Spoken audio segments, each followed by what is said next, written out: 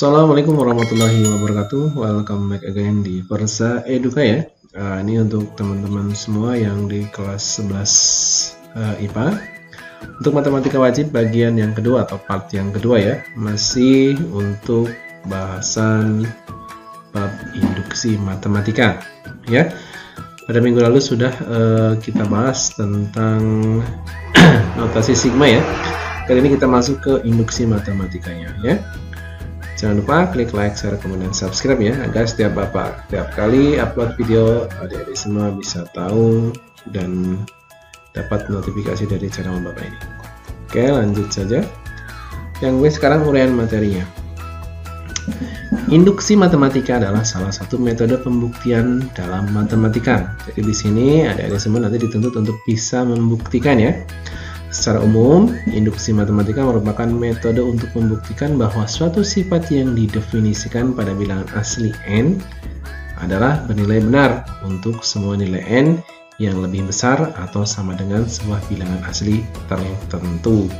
Nah ini ya, melalui induksi matematika kita dapat mengurangi langkah pembuktian yang sangat rumit untuk menemukan suatu kebenaran dari pernyataan matematis hanya dengan sejumlah langkah terbatas yang cukup mudah. Perlu ditekankan bahwa dengan induksi matematika kita dapat melakukan pembuktian kebenaran suatu pernyataan matematika yang berhubungan dengan bilangan asli. Nah, bilangan asli apa saja ya? Bilangan asli adalah bilangan yang dimulai dari angka 1, 2, 3, dan seterusnya ya. Tetapi bukan untuk menemukan suatu formula atau rumus ya. Kalau menemukan formula atau rumus sungguh luar biasa ya. Oke, untuk prinsip induksi matematika ini yang perlu ditekankan dan kalian semua paham di sini ya. Misalkan Pn adalah sifat yang didefinisikan untuk suatu bilangan asli n, dan misalkan pula A merupakan suatu bilangan asli tertentu. Andaikan dua pernyataan berikut bernilai benar, yang pertama adalah PA bernilai benar, yang kedua untuk sembarang bilangan asli K yang lebih besar dari A atau dia sama dengan A. Jika PK bernilai benar, maka PK plus 1 juga akan bernilai benar gitu ya. Dua ini akan kita buktikan untuk menjawab soal-soal yang nanti ada gitu ya. Maka pernyataan untuk sembarang bilangan asli n, jika keduanya nanti sudah dibuktikan ya, untuk bilangan asli n lebih dari A atau lebih besar dari A atau sama dengan A, maka Pn juga akan bernilai benar. Jadi ini penekannya hanya di poin 1 dan poin 2 ini ya. PA bernilai benar ya sudah. Lanjut kedua, nah, berarti pembuktian untuk PK plus 1 juga harus bernilai benar. Maka selesai sudah di sini. Contohnya, buktikan dengan induksi matematika bahwa jumlah n bilangan ganjil positif yang pertama sama dengan n kuadrat. Buktikan dengan induksi matematika bahwa jumlah n bilangan ganjil positif pertama sama dengan n kuadrat. Oke, kita jawab. Kita ketahui pola bilangan ganjil positif adalah 2n min 1. Nah, ini untuk notasi sigma kemarin kan penekannya kita harus bisa membuat bentuk umumnya ya dari sebuah barisan di situ ya. Untuk n bilangan asli, nah, akan kita tunjukkan bahwa 1 plus 3 plus 5 plus 7 plus titik-titik 2n min 1 sama dengan n kuadrat. Apa iya sih? Nah, ini adalah bentuk umum untuk deret ini. Apa iya? Nah, berarti ketika n diganti 1, dia harus ketemu 1. Apa iya? 2 kali 1 min 1, dia 1. Oke. Kalau untuk ini berarti kita ganti n-nya dengan 2. Iya, 2 kali 2, 4, kurangi 1, dia akan ketemu 3. Kemudian n kuadrat ini adalah, nah ini tadi apa keterangannya? Ya, jumlah n bilangan ganjil positif pertama sama dengan n kuadrat. Nah ini berarti kalau 1 dikuadratkan 1 kuadrat ya, 2 dikuadratkan 4. Nah ini kan jumlah yang pertama kan.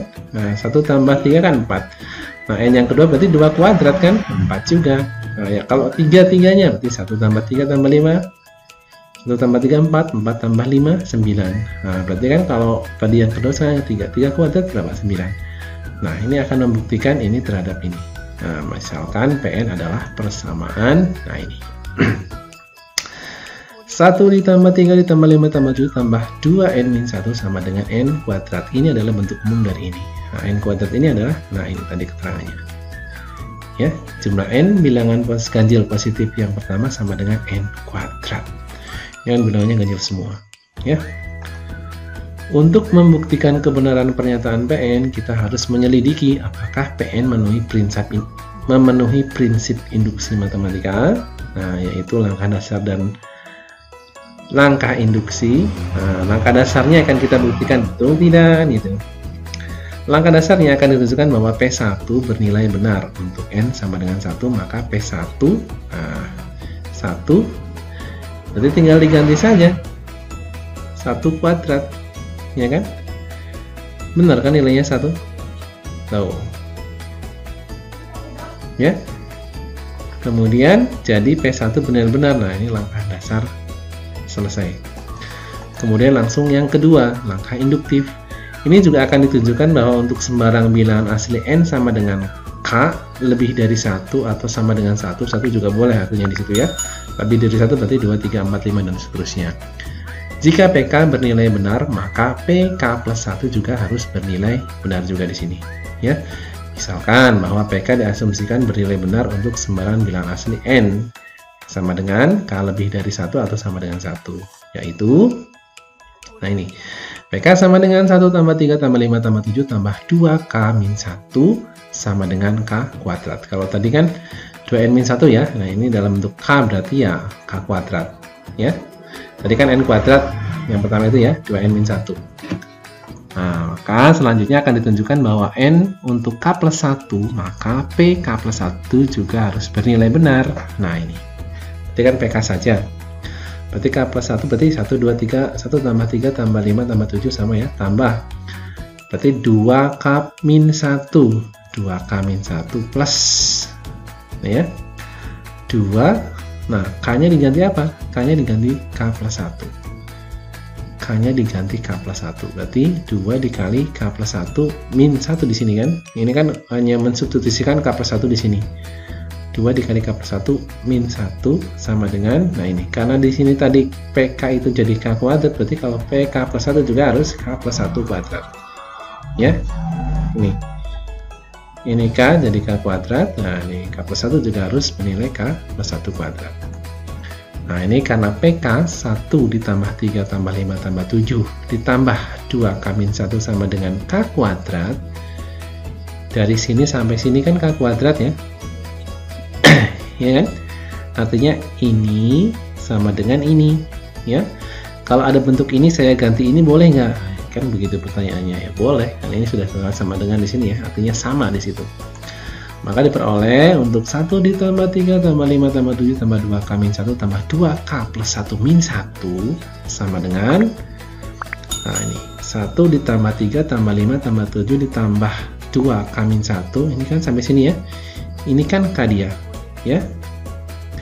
Nah ini kita ganti dengan apa tadi ya?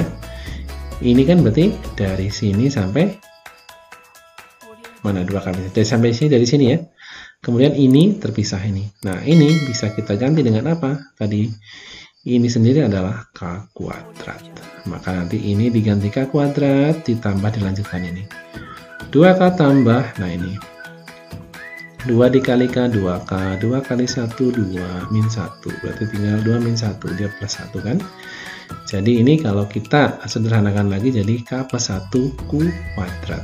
Kalau dijabarkan berarti kan k kuadrat ditambah 2 kali k kali 1 2k plus 1 kuadrat kan begitu ya. Nah ini dikembalikan lagi, udah kelihatan ya.